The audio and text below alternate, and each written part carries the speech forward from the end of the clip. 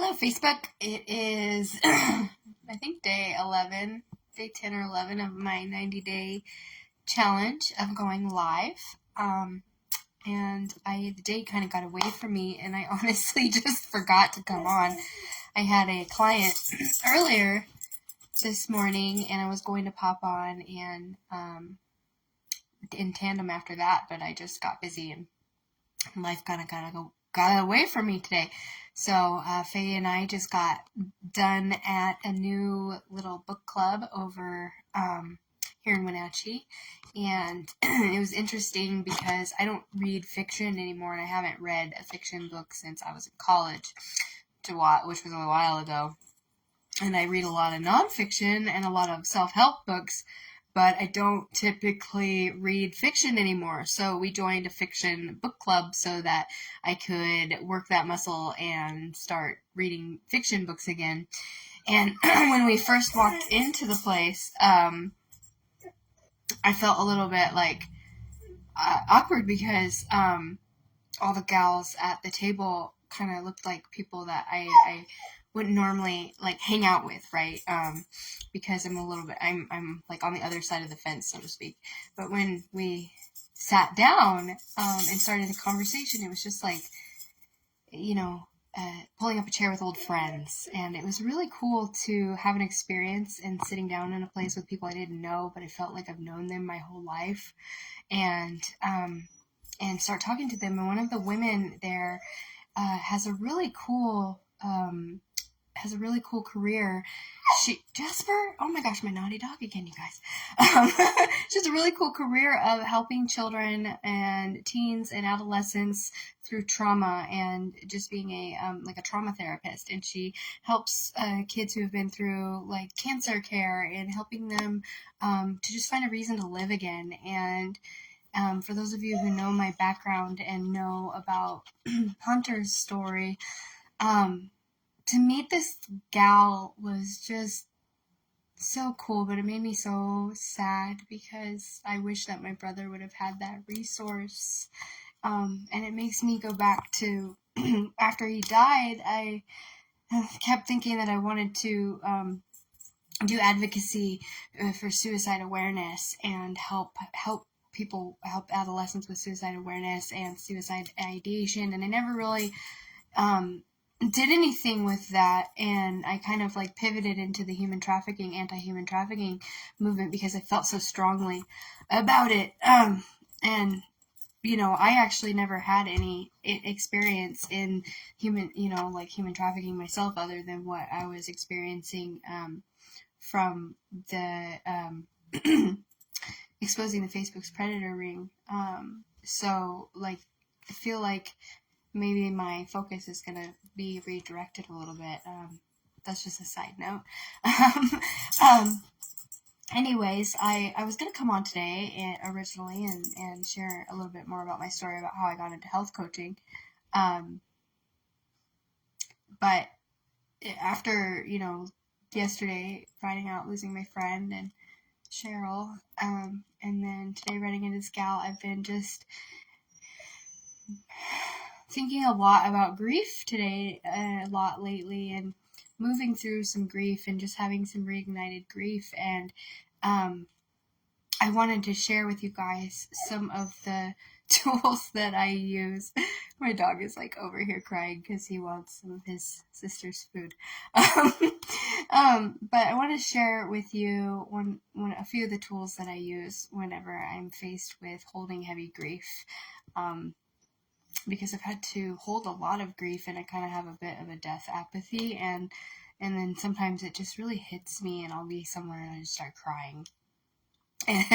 And so sometimes it's a little overwhelming. So whenever I'm in a state of I'm about to cry, one of the things that I do, and some of the advice that I could give to you, is I actually kind of dive deeper into it, and I start to think about that person, and I envision them next to me, and I envision them just rubbing my back or patting me on the back or holding my hand and just telling me that it's going to be okay and that they love me. Because it's a reminder that while they're departed, and they're on the other side, that there's a chance that that they're still with us. And so, there's that chance that we will see them again one day. And so I just like to go into like a meditative state, just like really quickly, like wherever I'm at, like if I'm in the grocery store and something triggers me or anywhere, I just envision like lately it's been a lot with my grandma, but today it was with my brother. I just envision them standing next to me and like my brother patting me on the back and saying, "Hey sis, I love you and I'm okay." And so if any of you have lost somebody that you love, that might help you. And if you're going to cry, cry. Let it happen. Just feel it. It's okay. Like, it's okay to cry about people that you love. Just feel those feelings and really feel it. And then just know it's okay. It's okay, and move through it. And the other thing I like to do is I embody a piece of those people that I love the most, and I try to live that out. So my brother really loved music. He was like a big music lover, and one thing that I try to do when I want to connect to him or whenever I'm feeling sad is I will listen to some of his favorite songs or listen to some of the music that he loved, and I'll connect with that. Or like my grandma, she also loved music, and I'll turn on some Creedence Clearwater and think about her, but I kind of like get into that place and I really just sit with it.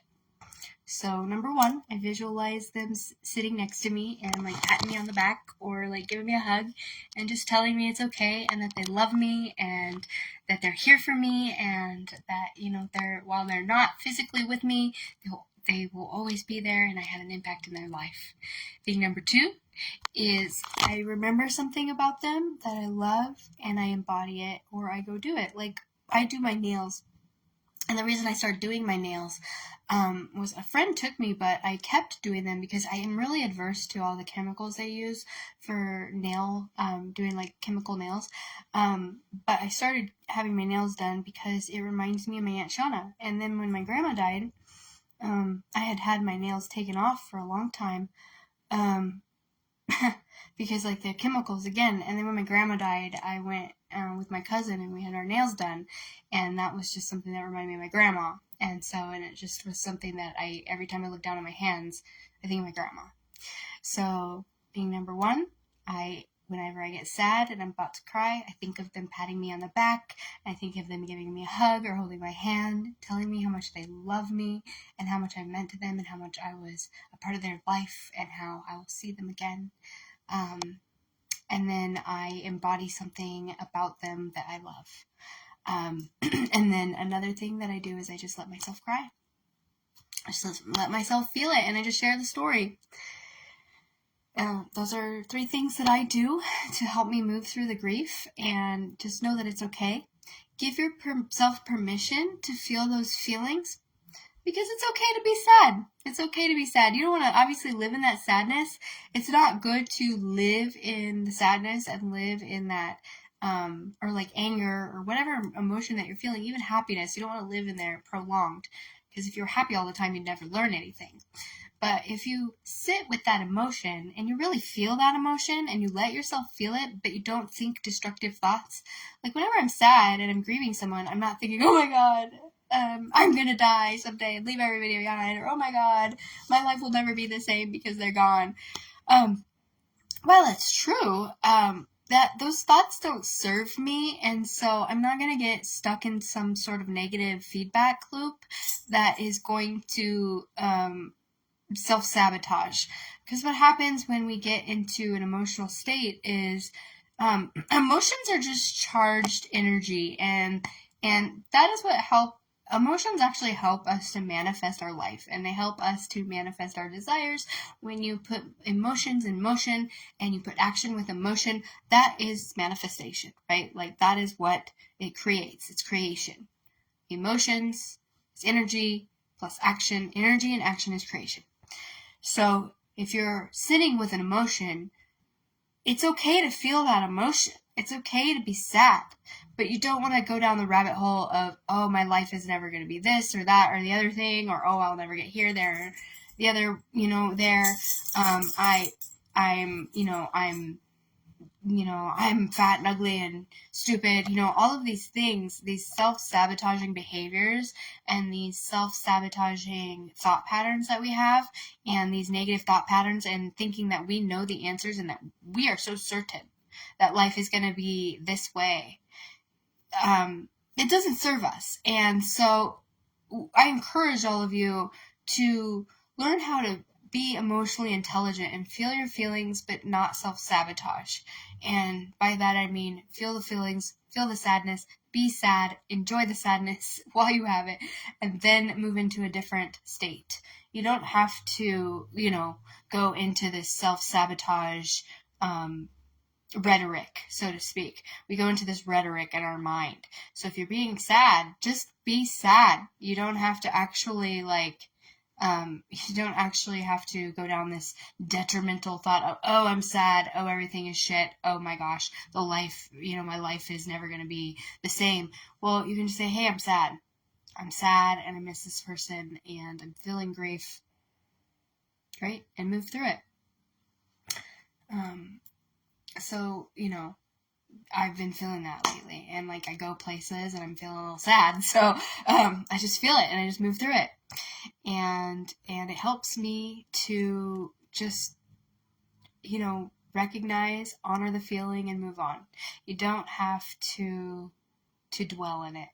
So that's my little tidbit for the day, is if you are going through a tough time, or you're feeling grief, or you are moving through a difficult situation, feel that emotion and feel the sadness, but don't make it worse than it actually is. Don't make it more detrimental by having thoughts be negative. So you can feel the emotion and be sad, but change your thoughts and actually think of, positive, not affirmations, but choose a better thought, I guess is the better way to think of that, is choose a better thought, because positive affirmations are so cheesy, and I see the application of it, but as somebody who I'm a little bit, I don't know, those of you who watch South Park, I'm a little bit Cartman. I'm a little bit like Cartman, and so it's I don't take things so seriously, but I also I don't know, there's just a satirical element to life for me, and I don't know. So it's you just want to feel things and move through it, and you don't want to dwell on it and make it cringy. I guess is the best thing I can say. So yeah, that's my thought for the day.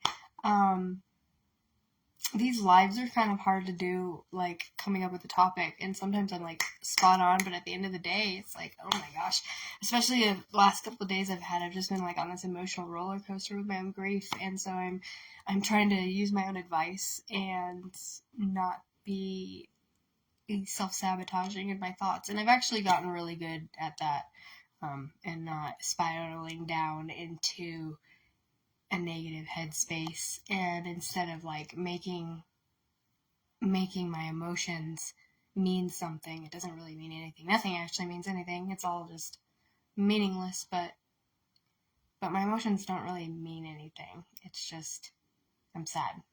I'm gonna feel sad. Who cares? And move on, and I don't have to wreck everybody else's life around me because I'm feeling a certain way. So that's what I was getting from that, and yeah, and so I hope that this little tidbit can help you guys if you're moving through some grief and sadness, and you're not sure how to move through it. You just want to recognize that emotion, honor it, say, I feel you sadness, I feel you grief, I feel you tears, move through me, and then be done with it. Move on to the next thing. But consequently, you can't be happy all the time, right? We can't always be happy because then we never learn any lessons. So it's this ebb and flow of up and down that we have to experience in order to shift and become the hero of our story and persevere and triumph. So, oh, hi, Regan! Oh, cool. It's so cool to see you guys pop up on here. And thank you for hosting the Wenatchee Book Dragons fiction book club, Regan, because that was really cool for me to go to that. I haven't, it was really, really cool for me to go to something that somebody else organized, because I'm typically the organizer. And it's nice to have somebody, like being the organizer and having people show up. I was really thrilled to see as many people show up as they did tonight, because sometimes when you put things on, people just don't show up, and you get like 2 or 3 people and it's like crickets. So I'm really happy that we were. Oh, thank you. That was really special, and especially I had no idea that she was so interested in, I knew she was interested in firefighting, but I didn't know she had that big of an interest. So I'm really happy that you could help her. And it was just so cool for us.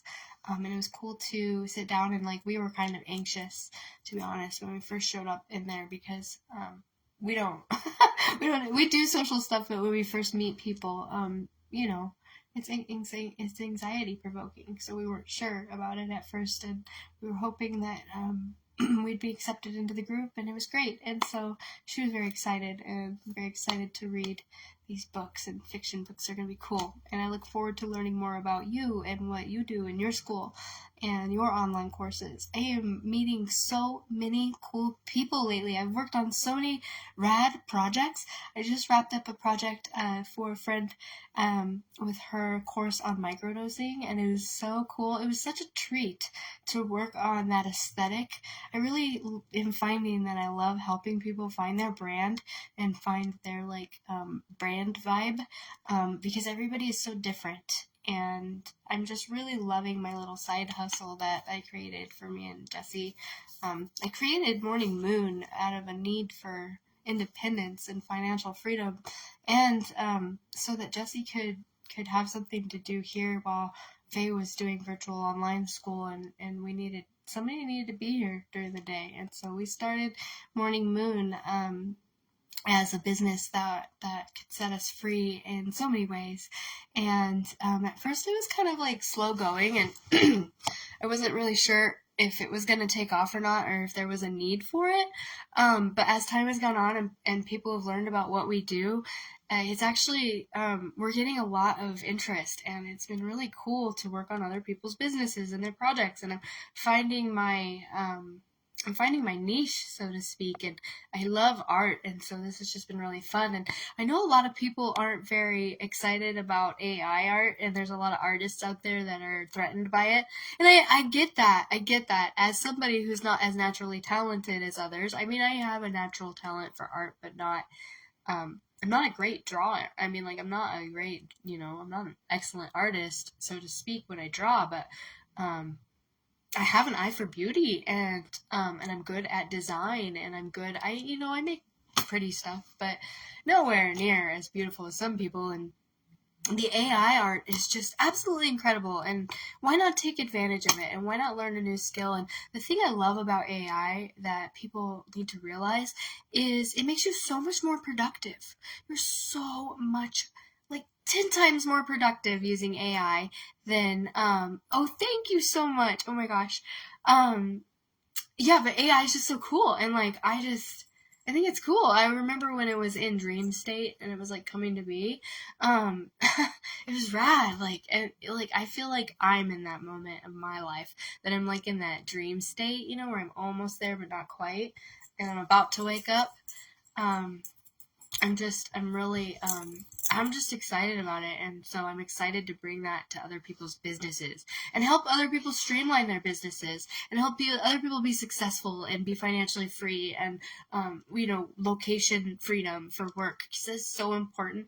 People don't realize how important location freedom is, and that's what Tara and I have been trying to create with our clinic, is location freedom and financial freedom.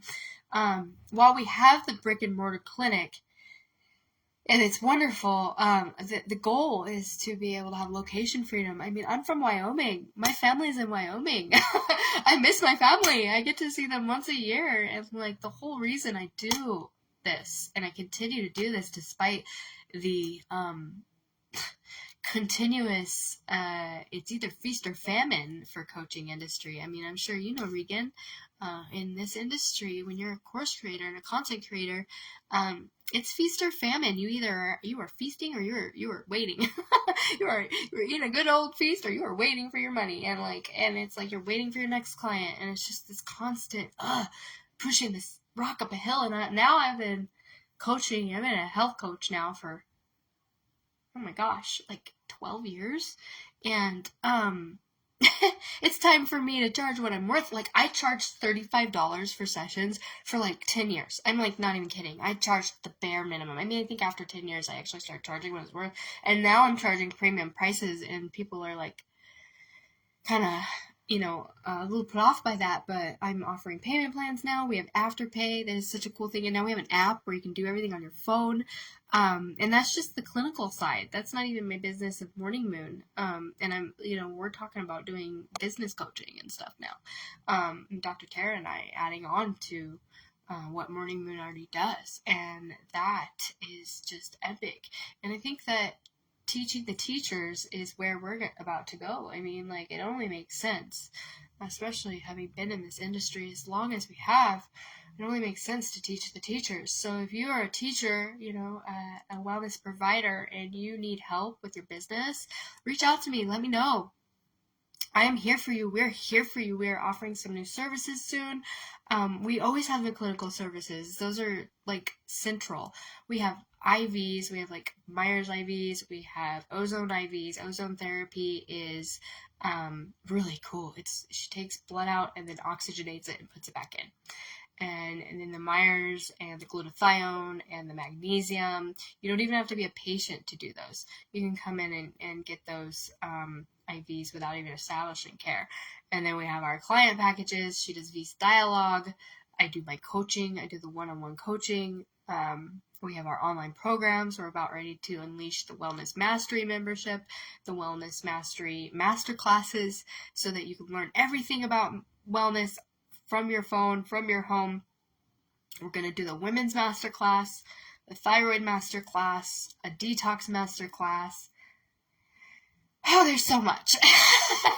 And so because we have so much, and that's just the clinic. And so I've got the clinic, and then I've got the Morning Moon, and I've been working on some really cool projects with Morning Moon. I just partnered with Below the Service Cleaning, and they're coming out with a really cool entrepreneurial program about cleaning, and I'm helping them with that in a book. And then I partnered up with the Ethnogenic Mama, and she's got a really cool microdosing course coming out. I just got some cool people lined up, and I am stoked. So that is really cool, and it's going to be fun. So, and I look forward to meeting with you, Regan. I'll send you a message when I get off here, and we can set that up, because that will be cool. I look forward to learning more about your online academy. There's so many cool things people can do online. It's amazing. So if you have a business idea, tell me, let me know. If you're watching this and you're like, man, I got a cool idea for a business, pitch it to me. I can help you get started. The one thing I'm not good at, though, that I need help with, if anybody out there is watching, is I am not the best at the tax stuff, or accounting, and I need to learn about that. I am not good with my money, and that is something that I need to learn to be better with. So, and my mom is fabulous. Actually, she's somebody I could probably learn from. She's a financial coach, but, in time. I feel like I don't have enough time for everything. Gosh, all of us little busy bees doing all these things. It's cool that we're connecting, though, and we're going to be having women's circles and all sorts of cool stuff. So, cool. Well, I'm going to jump off here. I think I've rambled on for long enough. I just wanted to make sure and do my live today.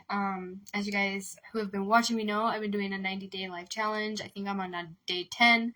Probably just going to keep doing it every day until, after 90 days. But I think I'll do a 365 because this is helping me. And I love talking to all you guys. I love all the connections. It was such a pleasure to meet you tonight, Regan. Thank you for watching, and I will connect with you over text. Have a good night. Bye.